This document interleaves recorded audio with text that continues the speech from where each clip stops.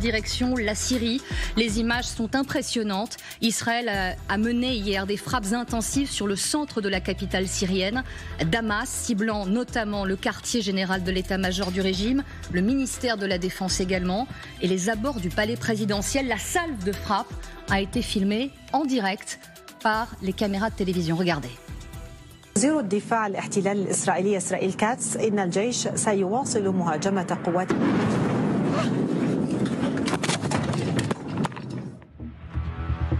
Une présentatrice obligée de quitter son siège après donc ces frappes intenses. Des images de la télévision ont notamment montré des militaires qui quittaient précipitamment le bâtiment contigu au ministère de la Défense sur cette célèbre place des Omeyyades, d'ordinaire très encombrée. Elle était vide à l'exception d'ambulances et de véhicules militaires. On parle de la situation sur place avec mes invités. Xavier de Giacomoni, bonjour.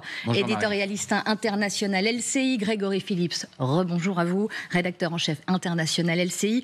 Yves Jégo, ancien ministre et directeur de la publication de la Lettre du Made in France, et Laurence Saillé, ancienne députée européenne d'hiver droite. La situation, les dernières heures sur place, le résumé des faits avec notre journaliste Matteo Caravino. Sa voix était attendue. Elle s'est fait entendre ce matin dans une allocution télévisée. Le dirigeant syrien Ahmed al-Shara a annoncé le transfert du maintien de la sécurité de la ville de Soueïda à la communauté druze. Nous avons décidé que des factions locales et des cheikhs avisés assumeraient la responsabilité du maintien de la sécurité à Soueïda. Cette ville du sud de la Syrie était depuis quelques jours la cible de frappes intensives de la part de l'armée israélienne. Elle justifiait ses actions par la protection des Druzes syriens, une minorité religieuse présente en Israël et durement réprimée dans l'État arabe. À la télévision, Ahmed al-Shara dénonce le ciblage à grande échelle d'infrastructures civiles et gouvernementales par l'État hébreu, mais explique vouloir éviter l'affrontement direct avec Israël. Il y a la nécessité d'éviter de sombrer dans une nouvelle guerre de grande ampleur. Al-Shara assure toutefois que les auteurs des violences contre la minorité druze devront rendre des comptes. Inquiet d'une potentielle reprise des hostilités, les États-Unis avaient annoncé prendre des mesures spécifiques pour mettre fin aux violences. Nous nous sommes engagés avec les deux parties et nous pensons que nous sommes sur la voie d'une désescalade. Au total, 350 morts ont été recensés par l'Observatoire syrien des droits de l'homme depuis le week-end dernier. Situation extrêmement précaire sur place, on le comprend. Grégory Phillips, l'embrasement, je posais la question en introduction, a-t-il été évité en Syrie ? Est-ce qu'on peut répondre par l'affirmative ce matin après la prise de parole du président par intérim ? Oui, avec beaucoup de prudence. On est dans un pays où depuis le renversement de Bachar al-Assad et la prise du pouvoir par Ahmed al-Shara, les questions de sécurité, les questions de paix sont extrêmement précaires. Et on voit effectivement que ça peut s'embraser à tout moment. Ce qui a provoqué ces violences dimanche dernier, c'est l'arrestation d'un commerçant druze et ensuite des affrontements entre des tribus bédouines et la communauté druze. Donc c'est parti d'un micro-incident, si je puis, et on arrive à 350 morts. Et on arrive aux frappes israéliennes qu'on a vues extrêmement spectaculaires hier. Donc, est-ce que les choses vont se calmer ? On l'espère. Al-Shara a reculé et a dit « Ok, la sécurité de cette ville de Soueïda va être gérée directement par les Druzes et je vais faire reculer les troupes gouvernementales. » Et c'était l'un des objectifs évidents des frappes israéliennes. En fait, il y avait deux objectifs. Montrer la solidarité avec la communauté druze. Vous savez qu'il y a des Druzes des deux côtés de la frontière, mais surtout faire en sorte que l'armée gouvernementale d'Al-Shara se retire du sud du pays parce que Israël ne veut pas de ses militaires dans cette zone. Oui, Xavier, je me tourne vers vous. Israël ne veut pas. Pourquoi Benyamin Netanyahou précisément est si inquiet de la situation à Soueïda et de la situation du sort de ces Druzes? Pourquoi Netanyahou, semble-t-il, n'a absolument aucune confiance en Al-Shara, alors que, et on y reviendra un peu plus tard dans cette émission, la communauté internationale dans son ensemble a plutôt, pardonnez-moi l'expression, topé avec ce président par intérim syrien. Netanyahou ne semble avoir aucune confiance en cet homme. Et pourtant, le gouvernement Netanyahou mène des négociations avec cet homme pour voir comment une paix serait possible, comment des accords entre les deux pays seraient possibles. Donald Trump souhaiterait que ça aille jusqu'à faire entrer la Syrie dans les accords d'Abraham, mais même le Liban. Donc on voit bien que l'objectif est très lointain. Mais le week-end d'avant, des émissaires israéliens rencontraient des émissaires syriens en Azerbaïdjan pour évoquer toutes ces questions. Alors, sur les frappes, il faut bien voir qu'il y a eu deux types de frappes. Il y a cette frappe extrêmement spectaculaire sur le QG de l'armée, sur l'état-major de l'armée. En pleine capitale, Damas. Place des Omeyyades, un lieu extrêmement emblématique. Et il y a des frappes dont on parle beaucoup moins, mais qui sont tout aussi importantes, qui ont frappé tous les convois de renforts que l'armée syrienne, donc sous les ordres d'Ahmed al-Shara, envoyait vers ce gouvernorat de Souyeda pour essayer de faire stopper la situation qui s'envenimait, mais surtout se mettre du côté des Bédouins sunnites, alors que les Druzes sont des chiites, enfin une branche du chiisme qui n'est pas d'ailleurs reconnue comme musulman par beaucoup de sunnites. On a vraiment un problème confessionnel important. Mais pour les Israéliens, il s'agit de faire en sorte qu'il n'y ait pas de débordement sécuritaire dans cette zone qui, on le voit sur la carte, n'est pas très éloignée de leur frontière qui est le plateau du Golan occupé sur le territoire syrien. Ouais, c'est important de souligner la localité, parce qu'on est dans le sud de la Syrie. On est dans le sud, totalement à l'est du plateau du Golan, au nord de la Jordanie, d'ailleurs légèrement plus proche de la Jordanie. Ça, c'est la première raison, une raison sécuritaire israélienne. On ne prend aucun risque, on ne veut aucun débordement, on ne veut pas qu'il y ait des armes qui puissent s'installer là, on ne veut pas qu'il puisse y avoir de la contrebande. L'autre raison, c'est qu'il y a des Druzes en Israël qui sont citoyens israéliens, qui, pour la plupart d'entre eux, font leur service militaire, combattent dans l'armée israélienne, sont tout à fait fidèles à l'État hébreu, et que la communauté druze a commencé à dire « mais nos frères sont massacrés de l'autre côté de la frontière ». Et il y a d'ailleurs des centaines de Druzes qui sont précipités sur le plateau du Golan pour passer en Syrie, aider leurs frères attaqués par les Bédouins, donc d'obédience sunnite. C'est intéressant ce que vous dites, et vous soulignez ce lien entre Israéliens et Druzes. Entendons à ce sujet Édouard Kuckerman, ancien porte-parole de l'armée israélienne, qui raconte très bien ce lien entre Druzes et Israéliens. Écoutez-le, il était sur notre antenne. Pour comprendre l'intervention israélienne, il faut comprendre le lien qui existe entre les Druzes et les Juifs en Israël. L'ensemble de la population druze sert dans l'armée israélienne. Mon commandant, pendant de nombreuses années, a été un haut gradé druze, et on a une fidélité, une loyauté incroyable de la population druze à l'égard d'Israël et de l'armée israélienne. Ce qui explique sans doute effectivement la réaction israélienne. Dans quelques instants, on rejoindra en visio Maya Kadra, journaliste spécialiste du Moyen-Orient. D'abord, Grégory Phillips, une question sur cette prise de parole, cette allocution télévisée du président par intérim syrien ce matin. D'abord, avant de s'attacher au fond, la forme d'un homme... d'un État, comment le qualifier, en guerre, qui apparaît devant les écrans en pleine nuit, en costume, cravate. Le ton a véritablement changé. Vous sentez un homme qui, sans doute, se rend-il compte qu'il est peut-être allé trop loin ? Oui, en tout cas, il obtempère à ce qu'ont réclamé les Américains, la Turquie, plusieurs pays arabes qui ont tenté de faire office de médiateurs. Et en gros, il dit « Ok, j'ai pas le choix, j'ai compris ». Appuyé par des arguments frappants israélien. Voilà, avec les images effectivement de la capitale visée, et en gros il n'a pas vraiment le choix. Il n'a pas vraiment le choix. Vous parliez de la normalisation des relations avec Israël, il y a aussi la normalisation avec Washington, la levée des sanctions. C'est quand même ça qui est sur la table de la part de Donald Trump. C'était allé loin d'ailleurs. Oui, mais c'est même encore d'ailleurs un projet. Enfin, Washington veut, a priori, je ne sais pas dans quel délai, lever les sanctions qui pèsent sur la Syrie. Donc quand les Américains disent on arrête là, vous arrêtez d'aller frapper les Druzes et vous vous retirez de cette partie qui est trop proche d'Israël, vous retirez vos troupes, il n'a pas d'autre choix que d'obtempérer. C'est pour ça qu'il prend la parole et qu'il retire ses troupes, qu'il donne la sécurité à la communauté druze et qu'il remercie les médiateurs, à commencer évidemment par les Américains. Maya Kadra, vous êtes en ligne avec nous. Merci de nous accorder ces quelques minutes. Vous êtes spécialiste du Moyen-Orient, journaliste, spécialiste, et vous connaissez très bien cette région du monde. D'abord, je vous pose la même question. Est-ce que selon vous, l'embrasement a-t-il été évité en Syrie avec ce changement de ton ce matin du président par intérim syrien?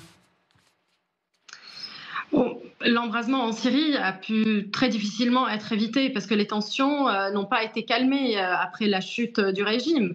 Je rappelle juste la chronologie des faits. Il y a eu les crimes sur le littoral syrien contre les Alaouites, des milliers de victimes, un attentat dans une église, une église en plein Damas. Le gouvernement a été pointé du doigt pour manquement à ses responsabilités de sécuriser ce lieu de culte, sachant que la communauté chrétienne est en danger en Syrie.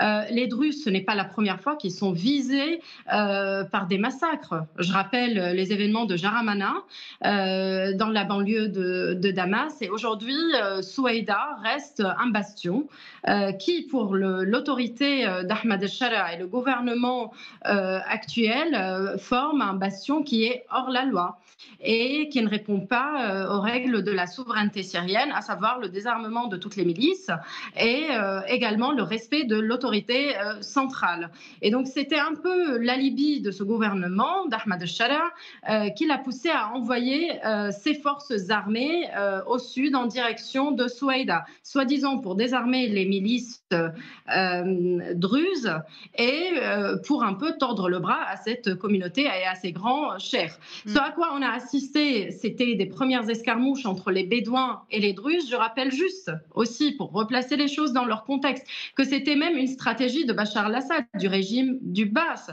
de toujours dresser les Bédouins sunnites contre les Druzes et de s'interposer comme un pompier pyromane pour calmer la situation. C'est exactement le même scénario auquel on a assisté. Ça commence par des escarmouches entre Bédouins et Druzes. Ensuite, le pouvoir en place envoie l'armée, sauf que cette armée elle est complètement vérolée, infiltrée par des soldats djihadistes. On a Maya Kadra, à vous écouter, à écouter votre démonstration, on a l'impression que finalement tout ça était prévisible finalement.